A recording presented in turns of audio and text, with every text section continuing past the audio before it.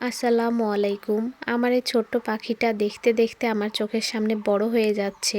সব কিছুতেই তার পরিবর্তন আসতেছে, শুধুমাত্র একটা জিনিসে বাদে, সেটা হচ্ছে খাওয়া দাওয়ার বিষয়। তাসনুভাকে এখন পর্যন্ত আমি প্রপারলি ভাতটা খাওয়াতেই পারি না। ও খাওয়া দাওয়ার বিষয়ে সত্যি অনেক বেশি অশান্তি এবং জ্বালাতন করে আমাকে। সেটা হচ্ছে শুধুমাত্র ভাত খাওয়ার বিষয়। কিন্তু বাইরের খাবার বলেন অথবা ফল ফলালি বলেন, সেগুলো কিন্তু আবার সে অনেক বেশি পছন্দ করে খায়। তো এইজন্য বেশিরভাগ টাইম তাকে আমি ফল, ডিম, দুধ এগুলো দেওয়ারই চেষ্টা করি। যেটাই হোক খেয়ে বেঁচে থাকুক পৃথিবীতে। আস্তে আস্তে যখন বড় হবে তখন ইনশাআল্লাহ সব কিছুই ঠিক হয়ে যাবে, সেই ভরসাতেই আছি।